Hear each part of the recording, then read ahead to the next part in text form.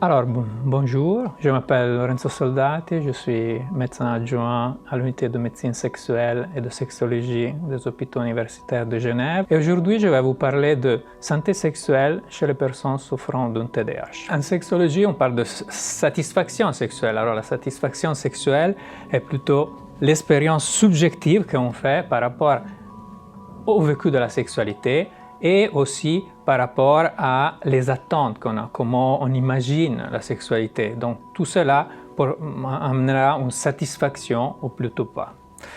La satisfaction sexuelle est influencée par différents aspects.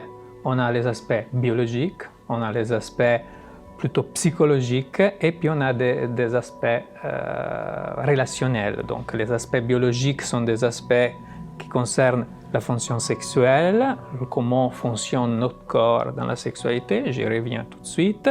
Puis on a des aspects psychologiques, pour avoir une bonne satisfaction sexuelle, il faut quand même avoir une bonne estime de soi, il faut quand même avoir un bien-être psychologique, et puis il faut avoir une image corporelle, un vécu de son corps qui est plutôt positive, avec pas beaucoup d'anxiété par rapport à la sexualité, de préoccupation par rapport à la sexualité. De l'autre côté, il y a les facteurs relationnels qui sont importants. Il faut pouvoir avoir une capacité d'avoir une bonne intimité avec le partenaire. Il faut quand même avoir aussi une bonne relation d'entente en dehors de la sexualité. Et puis aussi la capacité du partenaire de pouvoir avoir du plaisir sexuel, parce que si le partenaire n'en a pas, c'est clair que ça va influencer notre satisfaction sexuelle.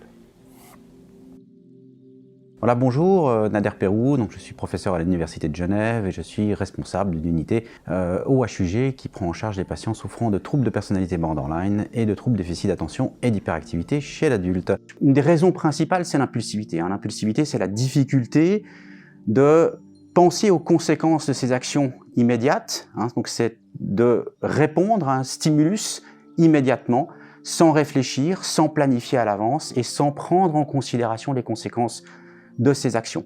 C'est grosso modo une dépendance à la récompense immédiate.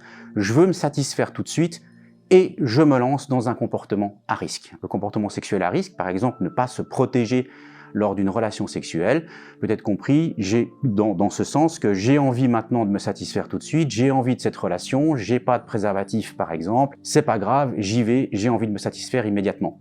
Et je ne pense pas aux conséquences que cela peut avoir à moyen long terme.